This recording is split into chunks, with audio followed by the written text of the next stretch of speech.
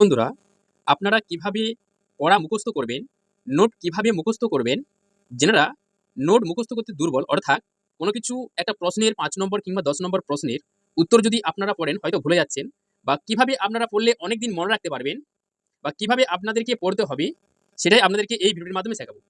খুব খুব সহজ পদ্ধতি বন্ধুরা। আপনারা যদি এই পদ্ধতিটি ভালো করে ফলো করেন এবং মেনটেন করে চলতে পারেন, তো আপনারা পরীক্ষায় একটা ভালো রেজাল্ট করতে পারবেন। আমি যেভাবে আপনাদেরকে বলছি, আপনারা এইভাবে পড়াটাকে মুখস্থ করবেন, এইভাবে পড়বেন, তাহলে আপনারা এই পড়াটি আর কোনোদিন ভুলবেন না এবং একটি ভালো আপনি পরীক্ষায় রেজাল্ট করতে পারবেন, লিখে দিয়ে আসতে পারবেন। তো এখানে দেখুন, আপনাদের 6 সেমিস্টার জেনারেল বিভাগে ইতিহাসের যে 5 নম্বর প্রশ্নের সাজেশন দিয়েছি, সেই প্রশ্নের উত্তর নিয়েই আলোচনা করব।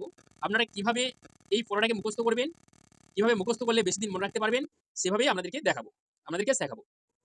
তো দেখুন, এখানে একটা প্রশ্ন ওপেন করেছি যে ইতালির ঐক্য আন্দোলনে ম্যাথসিনির অবদান কি ছিল। এই প্রশ্নটা দেখুন আপনাদের 5 নম্বরের প্রশ্নের সাজেশনে দিয়েছি। দেখুন, প্রথমে আপনাকে কিভাবে মুখস্থ করতে বুঝবেন, আগে প্রথমে আপনাকে এই প্রশ্নটাকে বুঝতে হবে। আপনাকে ইতালির ঐক্য আন্দোলনে ম্যাথসিনির অবদান কি ছিল, এই লাইনটা পড়ার পরে আপনাকে একবার থেমে যেতে হবে, দিয়ে ভালো করে বুঝতে হবে যে প্রশ্নটা কি বলছি। একবার পড়ে একটু থেমে গেলেন, তারপরে আবার একবার পড়বেন যে ইতালির ঐক্য আন্দোলনে ম্যাথসিনির অবদান কি ছিল। অবশ্যই আগে প্রশ্নটা আপনাদেরকে দুবার ভালো করে পড়ে বুঝতে হবে। প্রথম একবার ইতালির ঐক্য আন্দোলনে ম্যাথসিনির অবদান কি ছিল একটু থেমে একটু বুঝতে হবে, তারপরে আবার একবার পড়বেন ইতালির ঐক্য আন্দোলনে ম্যাথসিনির অবদান কি ছিল, এইভাবে দুবার পড়বেন। তারপরে প্রশ্নটা ভালো করে বুঝার পর আপনি কি করবেন, উত্তরে আসবেন। এখানে কি করবেন, এই যে দেখুন, আপনারা কিভাবে পড়বে দেখুন, ইতালির ঐক্য সাধনে ম্যাথসিনির ভূমিকা ছিল উল্লেখযোগ্য, এই যে ফুল স্টপ দিয়ে আছে এখানে আপনাকে থেমে যেতে হবে। থেমে আপনাকে একটু বুঝতে হবে যে এই লাইনটার মধ্যে কি বলছি। ইতালির ঐক্য সাধনে ম্যাথসিনির ভূমিকা ছিল উল্লেখযোগ্য, এই ফুল স্টপে আপনাকে একটু থেমে যেতে হবে। থেমে দিয়ে ভালো করে বুঝতে হবে লাইনটা কি বললো। তারপরের লাইনটা বুঝার পরে তার পরের লাইনটাতে যাবেন।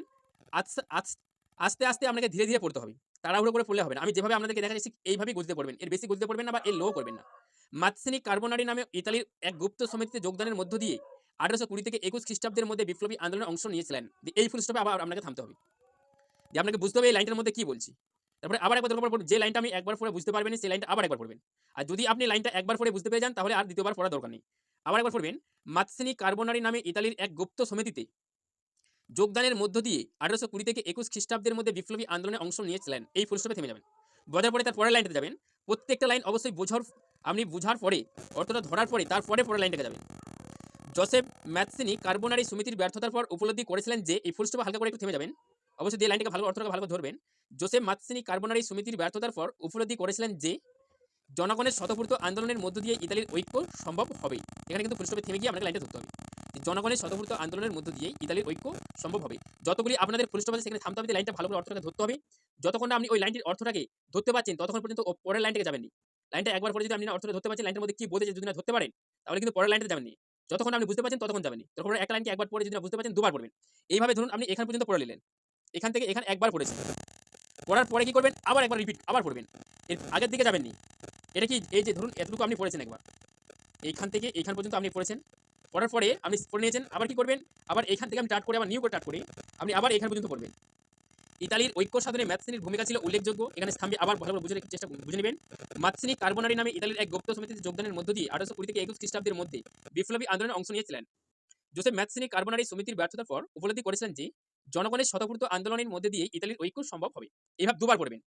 একটা ফেরাকে, একটা অনুচ্ছেদকে, এই যে দেখুন এখান থেকে যে ভাগ করা আছে, এখান থেকে যে ভাগ করা আছে এটাকে একবার টেনে পড়ে এলেন, এখান থেকে পড়ে এলেন, তারপরে আবার একবার পড়বেন, এটাকে আবার একবার পড়বেন। পড়া হয়ে গেল। তারপরে কি করবেন, তারপরে আপনি নিচের ফেরাটা যাবেন, নিচের অনুচ্ছেদে যাবেন, নিচের যে ফেরাটা করা আছে সেটাকে যাবেন। এখান থেকে আপনি শুরু করবেন ঠিক সেমভাবেই।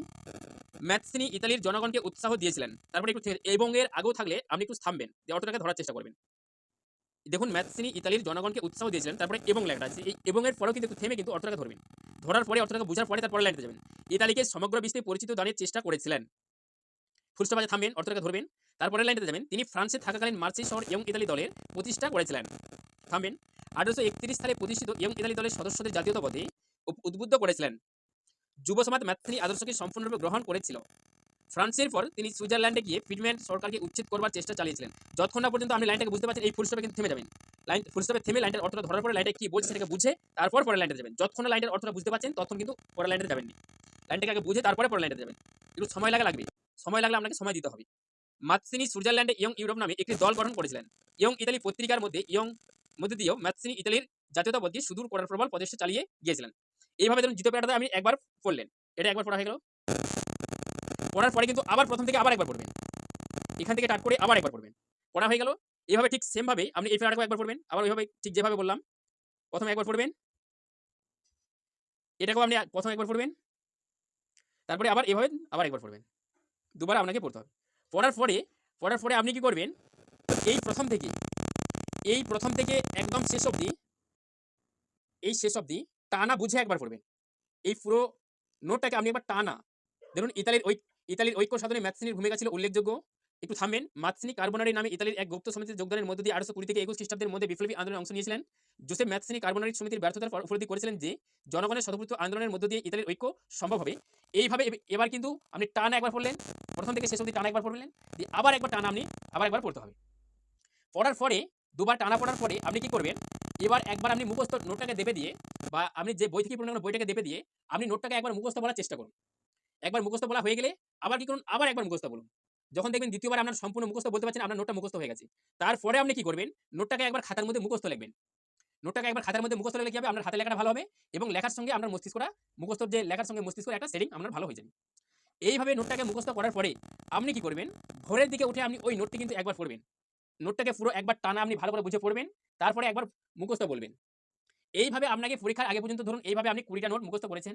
20টা নোট মুখস্থ করার পরে এইভাবে আপনি নোটটাকে মুখস্থ করার পরে ভোরে উঠে 4টে, 4:30, 5টার দিকে উঠে কি করবেন, নোটটাকে আপনি একবার টানা বুঝে ধরে আস্তে আস্তে আপনি ধরে লাইন বাই লাইন ফুলস্টপে থেমে একবার বুঝে পড়বেন, একবার নোটটাকে মুখস্থ করবেন। এইভাবে ধরুন আপনি 20টা প্রশ্ন মুখস্থ করলেন, 20টা প্রশ্ন পড়া হয়ে যাওয়ার পর আপনি যখন আবার রিভাইজ দিবেন, তখন নোটটাকে দুবার ভালো করে বুঝে পড়বেন, একবার মুখস্থ বলবেন, একবার লিখবেন। এইভাবে আপনাকে পরীক্ষার আগে পর্যন্ত এইভাবে অনবরত আপনাকে কন্টিনিউ প্র্যাকটিস করতে হবে। এইভাবে যদি আপনারা ফলো করে নোটগুলোকে এইভাবে অনবরত প্র্যাকটিস রাখতে পারেন, আপনারা পরীক্ষায় খুব ভালো সহজেই কিন্তু আমরা খুব খুব তাড়াতাড়ি এবং ভালো হাতের লেখায় এবং আপনারা খুব অল্প সময়ের মধ্যে নোটটাকে পরীক্ষা লিখে আসতে পারবেন এবং ভালো আপনি একটা রেজাল্ট তুলতে পারবেন। তো বন্ধুরা কিভাবে বললাম আবার একবার আপনাদেরকে রিপিট করে বলে দিচ্ছি। এখানে দেখুন একটা প্যারা আপনি দেখতে পাচ্ছেন, এইটাকে প্রথম ধরে ফুলস্টপে থেমে এখানে যে ফুলস্টপ আছে এই ফুলস্টপে থেমে লাইনটাকে পড়ে টানা, ফুলস্টপে থেমে ভালো করে লাইনটা বুঝবেন। ভালো করে লাইনটা অর্থ ধরার পরে যতক্ষণ বুঝতে পারছেন ততক্ষণ আগের দিকে যাবেন, পরের লাইনটাকে যাবেন, ওইখানে থেমে তার পরের লাইনটা পড়বেন। তার পরের লাইনটা পড়া হয়ে গেলে আপনি এখান পর্যন্ত টানা পড়া হয়ে যাচ্ছে, তারপরে আবার একবার পড়বেন। এইভাবে গোটাটা একবার পড়ার পরে দুবার এবারে নোটটাকে আপনি টানা পড়বেন দুবার, তারপরে একবার মুখস্থ বলবেন, আবার একবার মুখস্থ বলবেন, তারপর নোটটাকে একবার লিখবেন।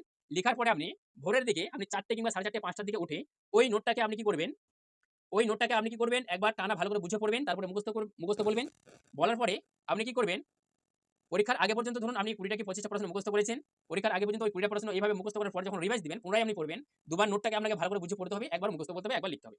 এইভাবে পরীক্ষার আগে পর্যন্ত যদি আপনি কন্টিনিউ প্র্যাকটিস রাখতে পারেন, আপনি পরীক্ষায় ভালো উত্তর, আপনি নোটটাকে ভালো করে লিখে দিয়ে আসতে পারবেন এবং একটা ভালো নাম্বার তুলতে পারবেন। যদি বন্ধুরা ভিডিওটি ভালো লাগে অবশ্যই চ্যানেলটিকে সাবস্ক্রাইব করবেন এবং ভিডিওটি আপনাদের বন্ধুদের সঙ্গে শেয়ার করে দিবেন, যাতে আপনাদের বন্ধুরাও যারা নোট মুখস্থ করার প্রতি দুর্বলতা আছে তারাও এই ভিডিওটি থেকে অনেকটা উপকৃত হবে বলে আমি মনে করি। তো অবশ্যই আপনাদের বন্ধুদের মধ্যে ভিডিওটা শেয়ার করে আপনাদের বন্ধুদেরকেও এই যে নোট মুখস্থ করার অনেকদিন মনে রাখতে পারবেন এবং পরীক্ষায় একটা ভালো রেজাল্ট তুলতে পারবেন।